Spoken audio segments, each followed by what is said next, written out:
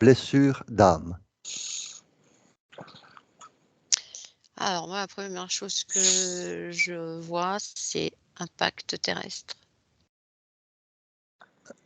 Impact terrestre. Oui. Quand tu dis ça, tu observes quoi d'autre? Ben, c'est-à-dire que tout ce qui va se passer sur ce plan terrestre va Mhm. impacter l'âme. Beaucoup plus que sur d'autres dimensions. Parce qu'en fait, je vois l'âme et je vois les polarités entre eux. Dualité, polarité. Et ça C'est- fragilise l'âme. Elle n'est pas habituée à ça, en fait. D'accord. Donc, selon les réactions de chacun dans l'incarnation, Il va y avoir des impacts ou pas. il va y avoir des impacts sur l'âme. C'est ça. Il y a des âmes très costauds qui ont traversé le temps, les âges. Je dis pas qu'elles sont hermétiques, mais qui sont beaucoup plus, armées. Oui, oui. Et puis il y en a d'autres qui sont beaucoup plus vulnérables. J'imagine que les jeunes âmes qui débarquent, Ah euh, ouais? ben, Elles sont plus joueuses, c'est ça, elles sont plus neutres, donc elles sont plus joueuses. Elles ont soif l'expérience. d'expérimentation et Mm, d'expérience, exactement. Donc elles vont tout prendre. mm. Elles vont subir aussi. Mmh. Chose qui ne se fera moins dans une âme beaucoup plus âgée, Oui, plus parce vieille. qu'elle aura déjà vécu ça. Oui. Et comme c'est que de la mémoire, l'âme, il y a un Mm. moment donné, quand une vieille âme qui va se retrouver confrontée à de la mémoire, passée, elle saura gérer. Oui, Au niveau de l'émotionnel et du mental, je vois que c'est beaucoup plus hermétique et donc c'est géré.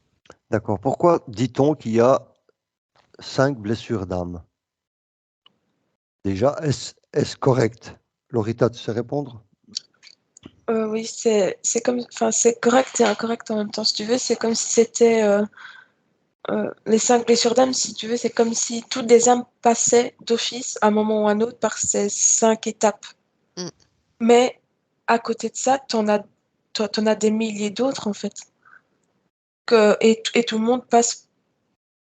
Enfin, les 5, c'est les 5 sûrs que toutes les âmes passent. Elles Il n'y échappe pas. ouais, voilà, elles y échappent pas. Tandis que toutes les autres, ben, ça varie suivant tes vies, ce que tu as fait comme pacte, comment tu as été prise à la base de la base.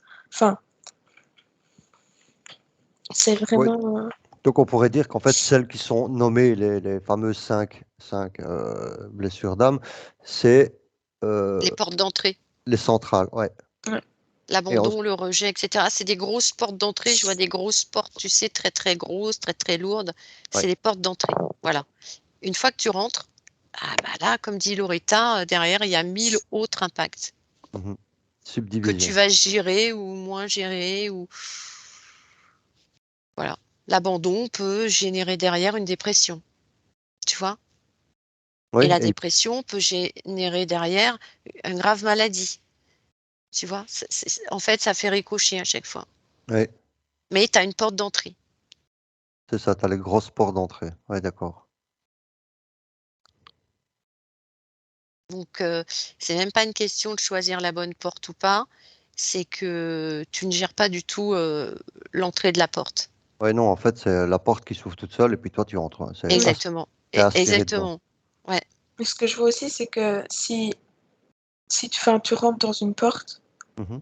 et que tu n'arrives pas au bout, en fait, pour aller à la suivante, enfin, pour continuer tout le chemin en soi, et ben en fait, donc, tu meurs et ton âme refait tout le chemin jusqu'à ce qu'elle passe à chaque fois les autres portes.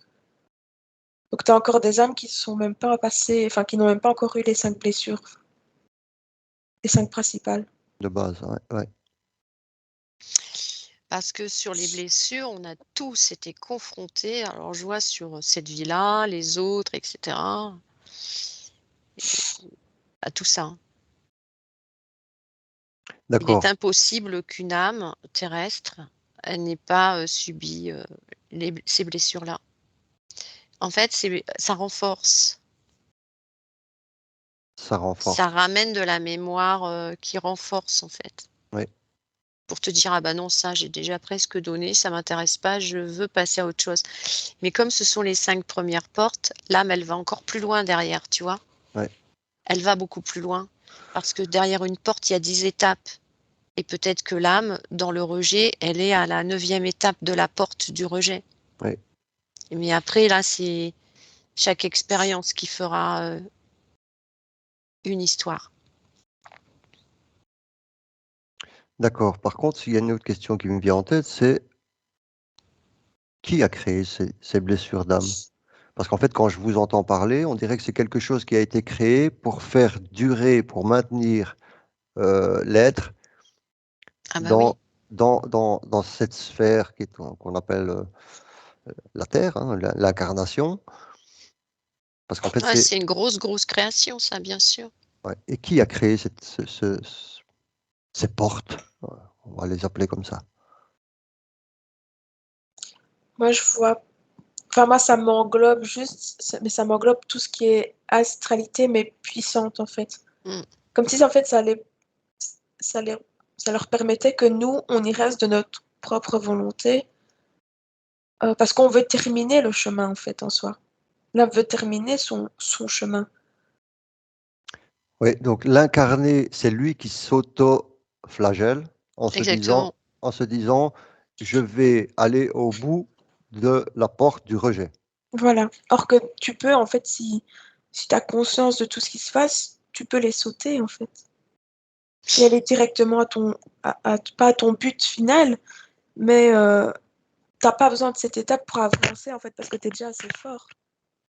En Devant fait chaque porte, il y a un interférent.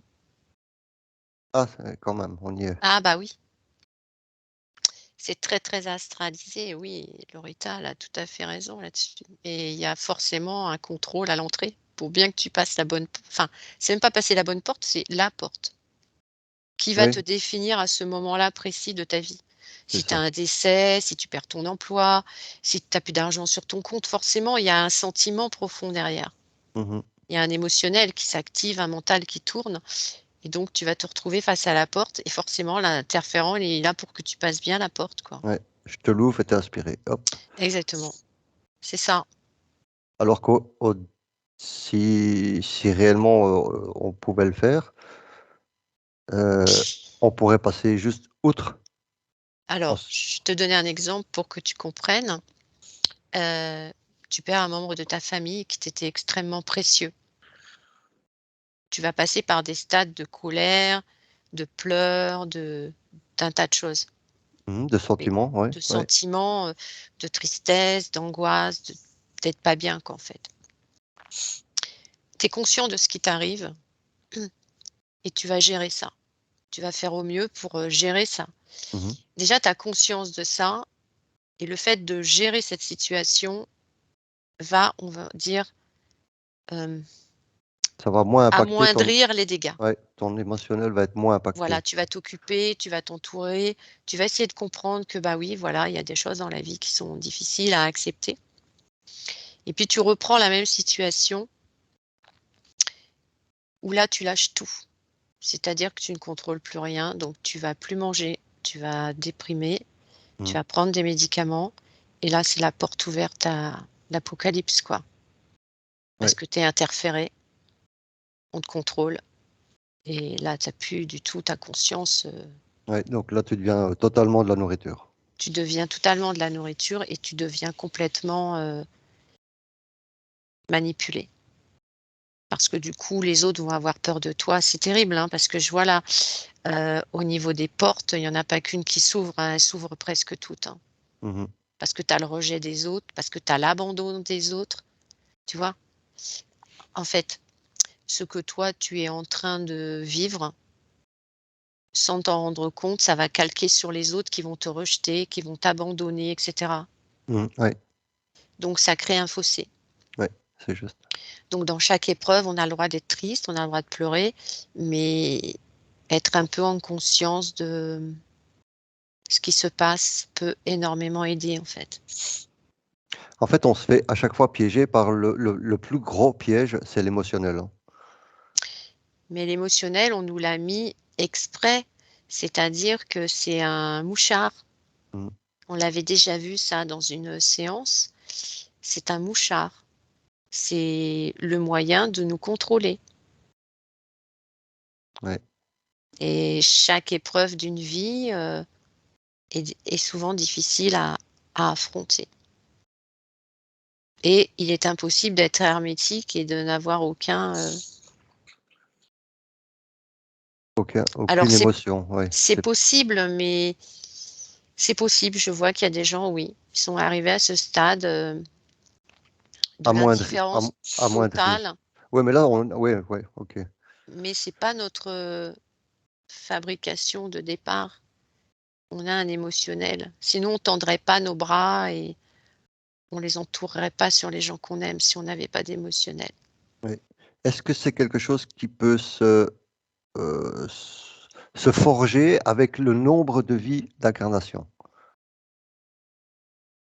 Moi, je Oui, dis ouais. non, maintenant je laisse Laurita. Vas-y Laurita. Mais j'allais dire oui, mais dans le sens où c'est pas, le nombre qui va correspondre, c'est ce que tu vas apprendre durant toute tes vies. Ok. C'est l'apprentissage que ça va relier. Mmh. Oui. Parce que le nombre, tu pourrais en faire 15 000 et toujours faire les mêmes erreurs. D'accord. Parce qu'en fait, quand on part du plan, enfin, je sais pas Laurita si tu vois comme moi, mais quand on part du plan et qu'on revient, on nous fait un reset bien sûr, mais il reste des traçabilités et ces Ouais. traçabilités, il suffit de les arroser pour qu'elles prennent toute leur ampleur, pour qu'on puisse avoir des souvenirs, enfin, des souvenirs sans se souvenir, mais on sait que ça, il faut le mettre de côté, tu vois? C'est Ouais. Ah, entretenir en fait, savoir qui on est, hein. C'est savoir qui on est et ne plus se faire berner et leurrer, en fait. Et dans les resets, je vois, bah, il y en a, ils échappent aux resets, hein, c'est sûr, hein. Donc ils arrivent avec des consciences beaucoup plus, grandes, ouvertes, ouais, éveillées, ouais, le mémorial actif. exactement. Et ça, c'est précieux le mémoriel. Mhm. Ça nous permet de pas se faire piéger. Mais c'est ce qu'on disait, c'est en fait le fameux savoir. Ouais, entre On, la connaissance et le savoir, il faut du ouais, savoir. on revient avec ça. Ouais, On l'avait déjà vu aussi ça. ouais.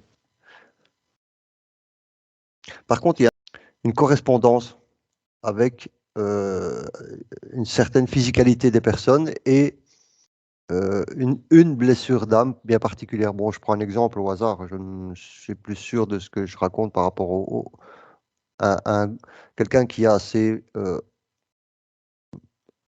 volumineux, une personne qui n'est pas trop grande mais relativement volumineux, par exemple, est relié au rejet.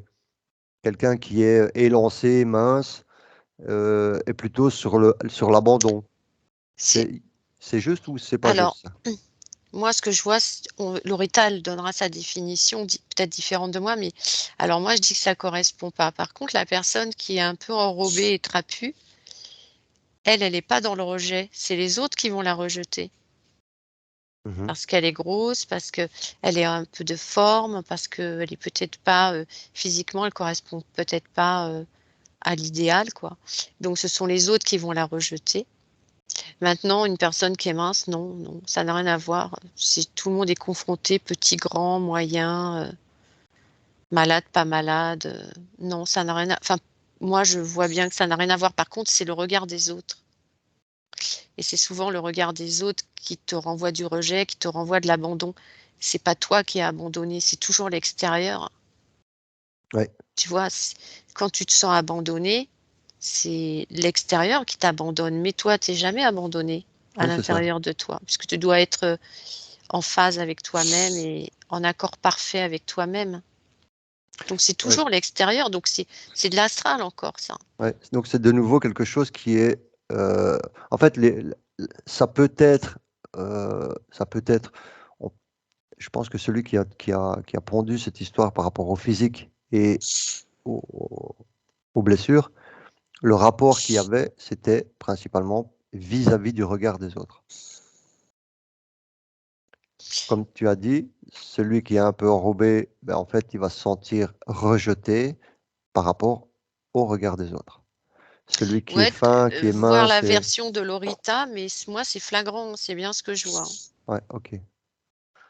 Moi, ce que j'ai vu principalement, c'est comme si, enfin, c'est la même chose que Patty, en fait, mais c'est comme si on t'avait mis un miroir devant toi et que c'est les gens derrière le miroir qui allaient diriger, en fait, ce que toi, tu allais ressentir. Mhm. C'est toujours l'extérieur qui Ouais, vient ouais, t'attaquer. c'est ça. Parce que pour se sentir, rejeté, abandonné, malheureux, triste, c'est ton être à toi, ton intérieur. Mais tu t'aperçois que quand il y a quelqu'un de l'extérieur qui te ramène de la joie, tu es en joie, d'accord? Mais si quelqu'un de l'extérieur te ramène de la tristesse, bizarrement, tu te vois triste. Parce qu'en fait, c'est comme ça fonctionne. Ouais, c'est communicatif. C'est communicatif, donc il faut toujours aller, ben, vers des personnes qui sont plutôt, positives que négatives C'est ça. et toujours dire: «Je comprends ce qui t'arrive, mais je ne prends pas ce qui t'arrive». Ouais, Très c'est, important ça, hein, c'est vaut mieux, ouais, sinon tu deviens une et éponge. sinon tu deviens une éponge et tu prends le problème de l'autre. Mhm. Donc je comprends ce qui t'arrive, je t'écoute, mais je ne prends pas. Ouais, C'est toi qui dois gérer, cet espace, de tristesse. Mmh. nickel, c'est pas mal. Pas mal du tout. À mon avis, on y reviendra peut-être une fois. On va laisser décanter un peu ça.